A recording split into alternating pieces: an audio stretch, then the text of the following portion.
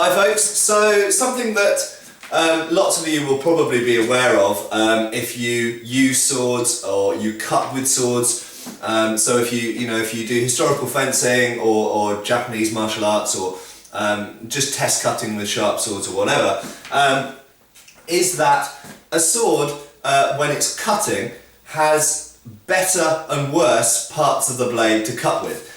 Very clearly it's best to cut with the edge. You're not going to cut anything with the flat. Some swords have got two edges, some swords have got one edge. But along the blade itself, there are portions of the blade which are better or worse for cutting with.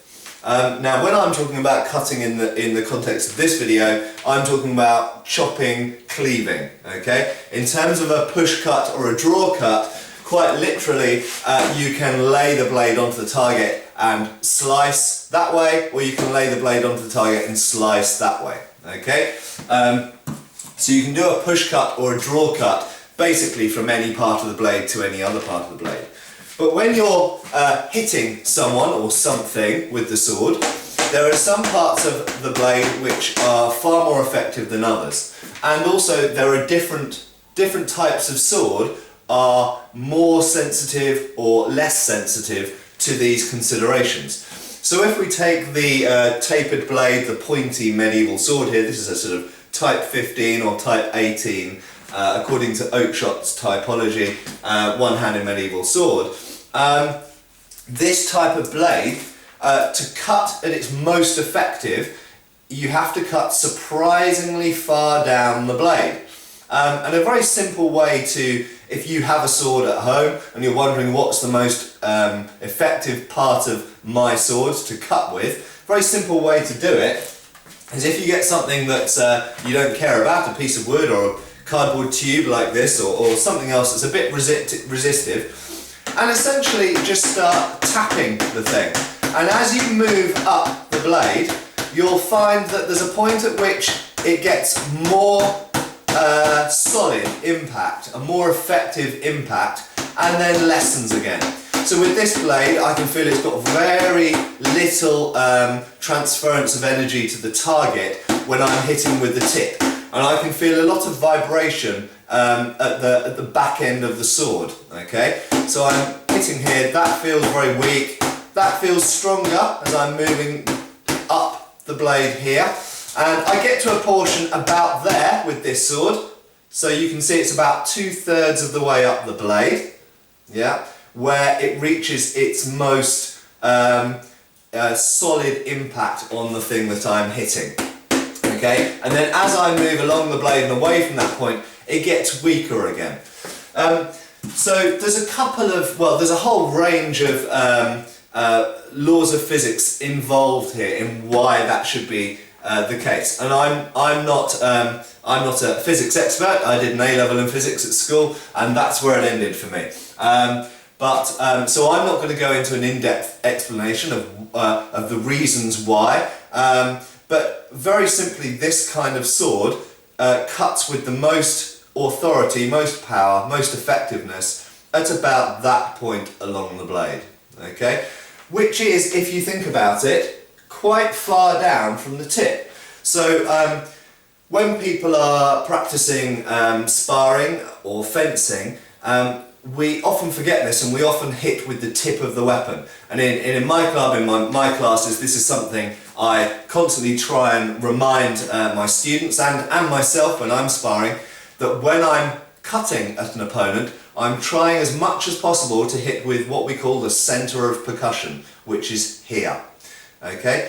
There is, incidentally, if you look at Peter Johnson's videos, Peter Johnson is a sword designer and sword researcher, sword expert and author, and he does the designs for Albion swords. This is an Albion made sword. Albion is an American company making pretty much the best production line made medieval style swords out there.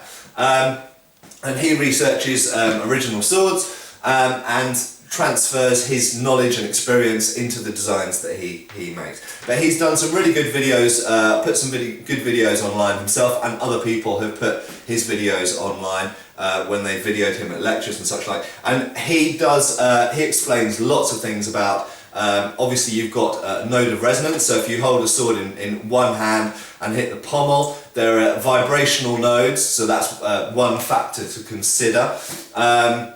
Because vibration obviously lessens it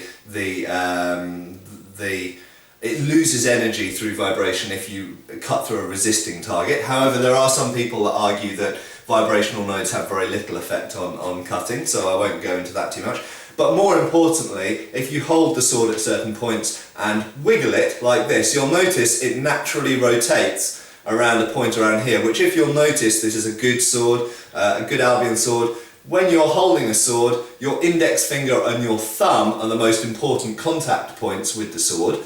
And you'll notice that this impact test I did, dum dum dum dum dum, reaches its most effective blow around there, about 2/3 up from the hilt. And equally, when I wiggle the sword, it rotates around the very same point. So we've got a convergence of factors there, and there are other rotational points as well, which I won't go into, but watch Peter Johnson's videos and lectures, they're very, very good. So, this type of sword, pointy type of medieval sword, is awful, really bad at cutting with the last sort of 5 inches of blade. It's average at cutting up here, it's quite good at cutting here, and then it gets progressively worse at cutting as you move down towards the grip. So it's a relatively temperamental type of sword to cut with. Now, a lot of people observe that swords like this, Big Fat Tulwar, which you've seen in many of my other videos, cut very well. And they do cut very, very well. But an interesting factor about this type of blade is it's what I would call very forgiving. So whilst that medieval sword is unforgiving, if you cut with the wrong part of the blade, you cut very poorly with it. This type of sword, you can basically impact anywhere along the second half of the blade and it will still cut very effectively. Why is that the case? Well, there are a number of factors at play here. One of them is very simply that you've got a broader blade that remains broader up to the tip. Okay, so that's an important factor. You've got more mass in the end of the blade. Secondly, the point of balance is much further from the hand. The point of the balance on many types of sabre that's about, what, 8 or 9 inches from the hand. It's very far out. So, essentially we've concentrated lots of force into the end of the blade and given it a shape of blade, quite a, a bowed out, broad shape that's going to have quite an effective cut when it does land. Okay? The disadvantage is that this sword is relatively to that medieval sword, this is really quick and nimble, okay, because it doesn't have a lot of mass at the end of the blade. This blade, if you try and move it in the same way as the medieval sword, is a bit slow and cumbersome.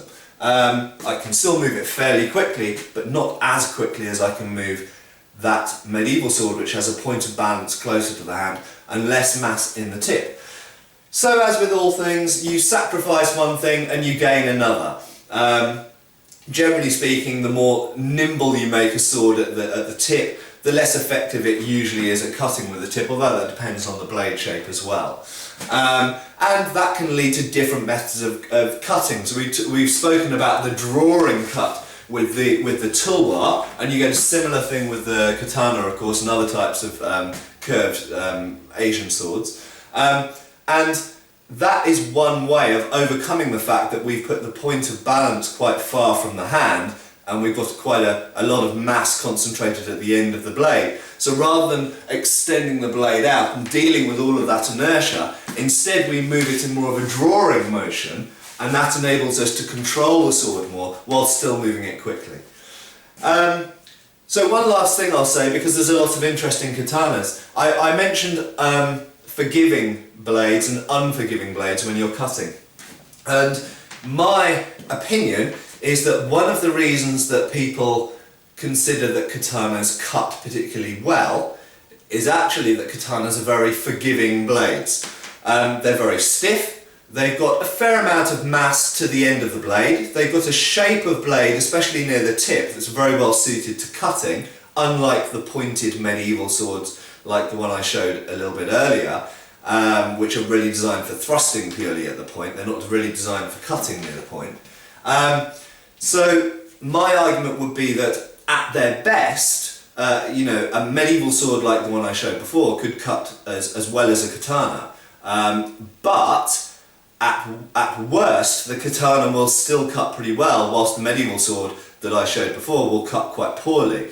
In other words, you have to really get it right with certain types of medieval sword, especially if they've got quite flexible blades. If you get the angle off at all, then it can really mess up your cut, whereas with the katana, it's a very thick and stiff blade, and it tends to drag its way through the target, even if you do quite a bad cut.